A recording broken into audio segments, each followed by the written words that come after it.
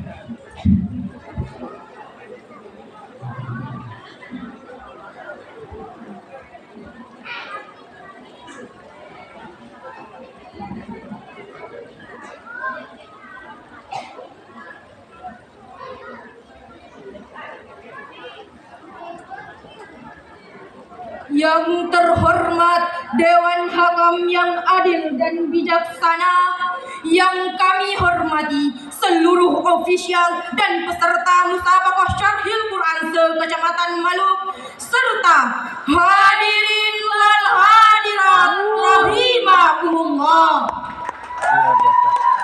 Assalamualaikum warahmatullahi wabarakatuh. Waalaikumsalam.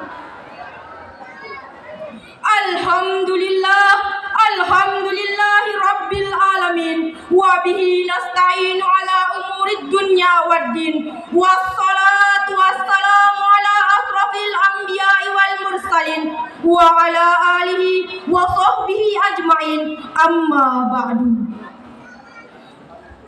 Segala puji hanyalah milik Allah Subhanahu wa Ta'ala yang telah menciptakan langit dan bumi beserta isinya, yang maha luas kasih sayangnya, yang maha menerima taubat, dan hanya kepadanya lah kita berserah diri.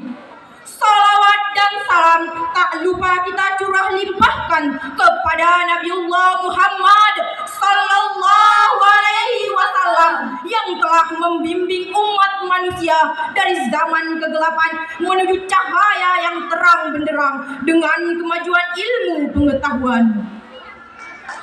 Ma'asyiral muslimin wal muslimat rahimakumullah. Kemiskinan adalah keadaan di mana terjadi ketidakmampuan untuk memenuhi kebutuhan dasar seperti makanan, pakaian, tempat berlindung, dan kesehatan. Kemiskinan dapat disebabkan oleh berbagai macam faktor seperti kurangnya penyebaran dan pemerataan penduduk, kurangnya alat pendidikan dan pengajaran, transportasi, kebutuhan listrik, dan lain sebagainya. Salah satu problematika yang dihadapi umat Islam saat ini adalah masalah kemiskinan, dan negara-negara Islam sering diidentikan dengan keadaan yang kumuh, bodoh, dan miskin. Padahal umat Islam di dalam Al-Quran diberi gelar kuntum khaira ummah, umat yang paling baik. Namun jika melihat umat Islam sekarang sungguh memprihatinkan, bagaikan buih di tengah lautan. Banyak jumlah umat Islam, tapi mereka tidak sanggup menghadapi gelombang kehidupan. Maka dari itu hadirin, izinkanlah kami menyampaikan syarahan Al-Quran dengan tema memperdayakan kaum yang lemah menjadi penerus bangsa yang berjaya, dengan rujukan dalam Al-Quran surat Al-Maun ayat 1-3 yang akan disampaikan oleh teman kami. A'udzu billahi minasy syaithanir rajim.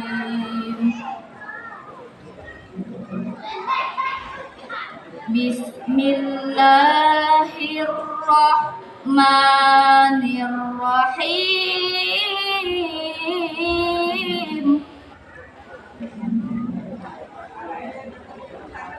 Ara'aital ladzi yukadzibu biddin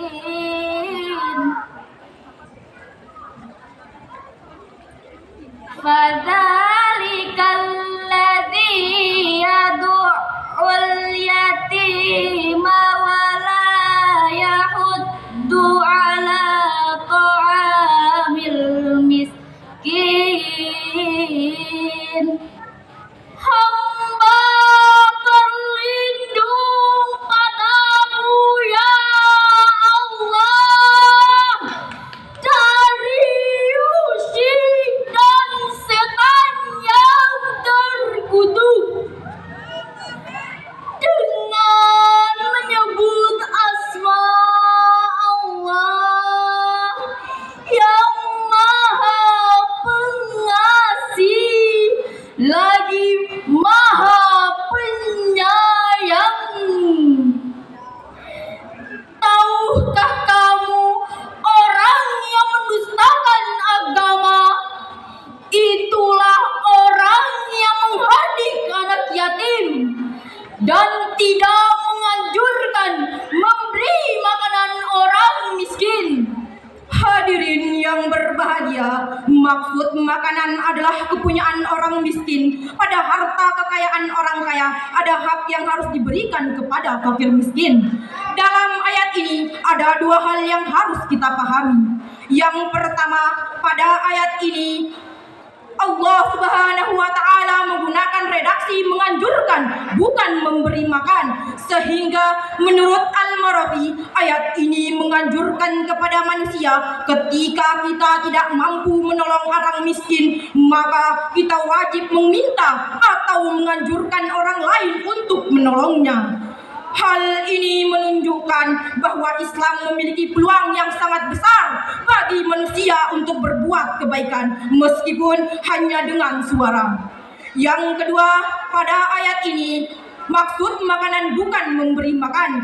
Padahal kalau dilihat susunan lafaznya memiliki makna memberi makan. Berkenaan dengan hal itu ada beberapa pendapat para mufassir.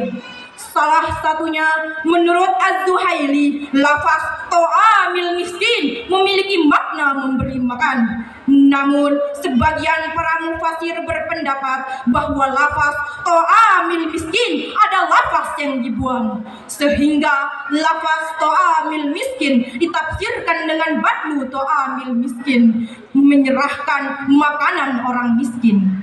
Kemudian menurut Al-Alusi dalam kitabnya Al-Ma'ani dan Ar-Razi dalam kitab Mafatih Al-Ghaib mengatakan bahwa makanan di sini pada hakikatnya adalah hak orang miskin, seakan makanan itu milik orang miskin walaupun dilihat secara kasat mata diambil dari harta si pembeli. Hadirin yang berbahagia, lalu apa solusi yang harus dilakukan? Sebagai jawabannya, marilah kita simak dalam Al-Quran surat Al-Hasyr ayat 7 yang akan disampaikan oleh teman kami. Ma'afa Allahu ala rasulihi min ahlil qura falillahi walir rasul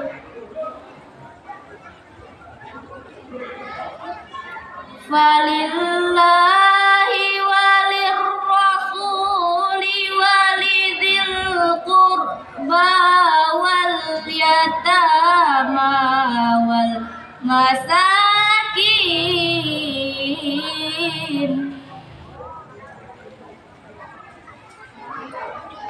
wal yatama wal masakin wabnis sabili kaila yakuna dulatan bainal aghniyai minkum wa ma atakum rasulu fakhudhuhu wa ma nahakum anhu fantahu wattaqullaha innallaha syadidul iqab.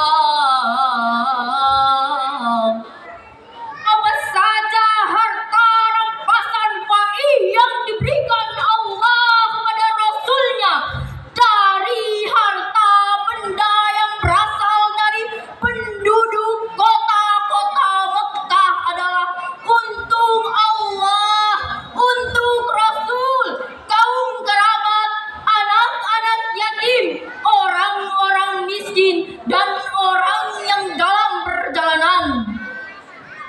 Supaya harta itu jangan beredar luas di antara orang kaya saja yang di antara kamu.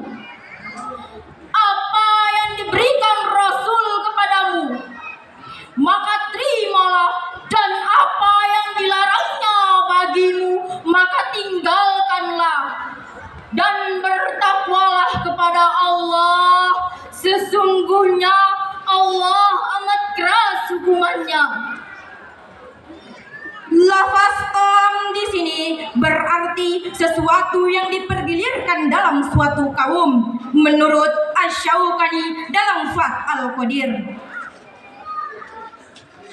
Lafaz qam di sini berarti sesuatu yang dipergilirkan dalam suatu kaum, menurut Asy-Syaukani dalam Fath Al-Qadir, karena kekayaan tidaklah mutlak untuk selamanya, sehingga orang kaya hendaknya dapat mendistribusikan sebagian dari harta kekayaannya kepada kaum proletar, supaya mereka bisa hidup berdaya dalam menjalankan kehidupan di tengah-tengah orang kaya yang cenderung menumpuk-numpuk harta kekayaan.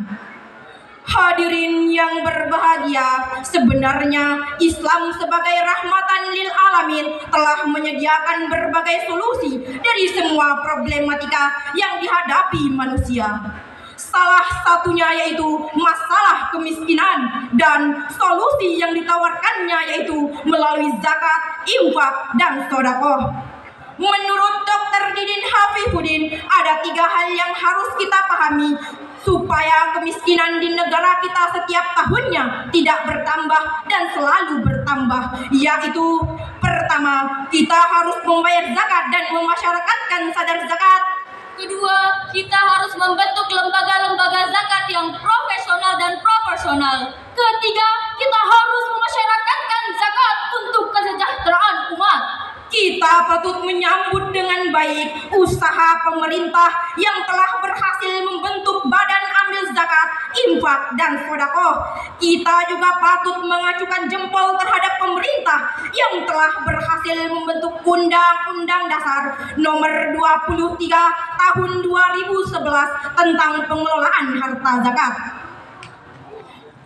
Jujur, kami bangga apabila pemerintah dapat mengapresiasikan Undang-Undang Dasar tersebut dan membentuk perda khusus menangani masalah zakat. Seperti orang-orang yang malas, orang-orang yang tidak sesuai aturan zakat. Sebagaimana yang telah dicontohkan oleh Khalifah Abu Bakar As-Siddiq, yaitu memerangi orang-orang yang enggan membayar zakat. Hal ini akan lebih baik apabila pemerintah mau mencontohkannya sendiri dan menjadi top leader bagi kami. Setuju? Apabila sikap ini dapat diaplikasikan, maka insya Allah kemiskinan di negara kita setiap tahun dapat berkurang. Kita akan hidup dalam kemakmuran dan kesejahteraan. Hadirin yang berbahagia, lalu apakah hikmah diwajibkannya zakat? Sebagai jawabannya, marilah kita simak dalam Al-Quran surat At-Taubah ayat 103 yang akan disampaikan oleh teman kami. Khudh min amwalihim sadaqatan tutahhiruhum wa tuzakkihim biha wa salli alaihim. Inna salataka sakanun lahum wallahu sami'un alim. الرجيم Inna salataka sakanun lahum wallahu sami'un alim. Sadaqallahul azim. Ambillah zakat dari sebagian harta mereka. Dengan zakat itu kamu dapat membersihkan, mensucikan mereka dan mendoalah untuk mereka.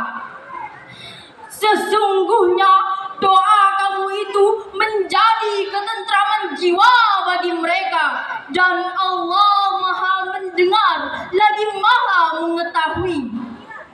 Maha benar Allah dengan segala firman-Nya. Dewan Hakam yang kami muliakan dan hadirin yang kami banggakan, hikmah diwajibkannya zakat yaitu yang pertama untuk membersihkan dan mensucikan harta dari hak orang lain, hak orang fakir miskin, orang yang terkapar akibat kelaparan, dan hak orang yang merasakan pahitnya kehidupan.